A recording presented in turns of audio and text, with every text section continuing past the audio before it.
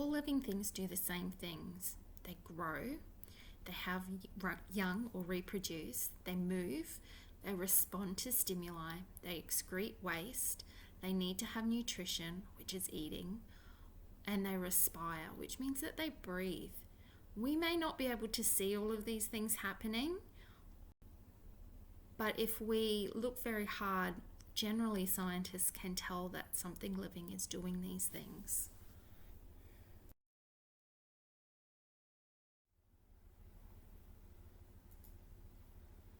Okay, sometimes we get a bit trapped with things that used to be alive. Scientists call these things once living. It means that they used to be alive, but now they're dead.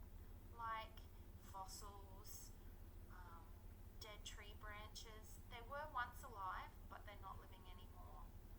Scientists call the things that were never living non-living.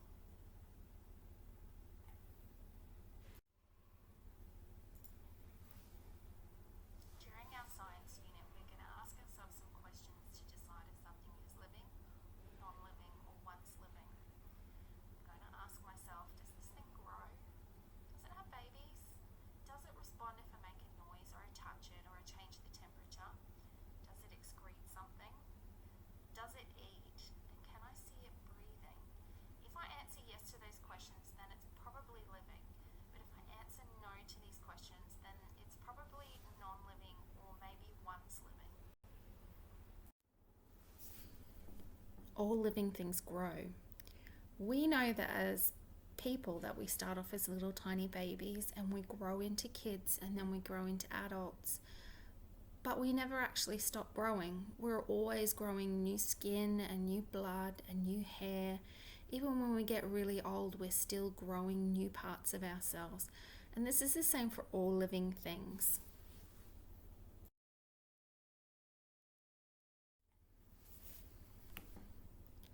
Having young. All living things have young. Animals have baby animals, and plants do seeds and spores.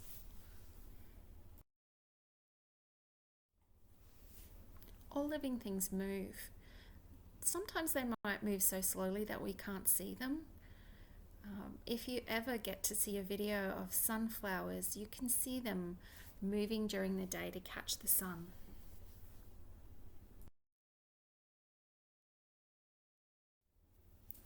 Living things respond to stimuli. We can use our five senses to think about the stimuli. It might be smell.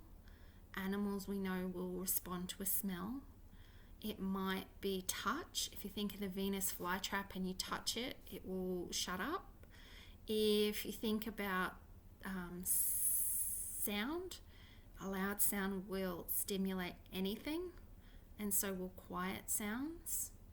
We don't lick things in science, we know this, and it's sometimes not a good idea to be touching things that might be dangerous.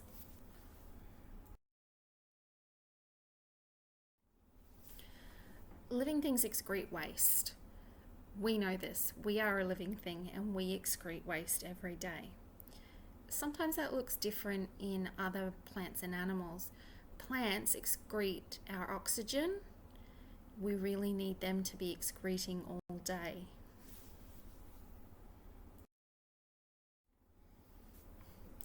Living things need to gather nutrition. As living things, humans eat lots of food and drink lots of water and other liquids. If we think about plants though, plants technically eat all the sunlight and the carbon dioxide that are in the atmosphere. They also get nutrition up through their roots. Sometimes the nutrition part is difficult to see if it's not an animal. Living things respire or breathe. You can feel your own respiration if you breathe in and out. If you put your hand in front of your mouth when you breathe in and out, you'll feel that it's also warm because our bodies have made our air warm. And sometimes there's a bit of moisture in there too. That's part of the process that we use to turn our oxygen and our food into good things to help us grow.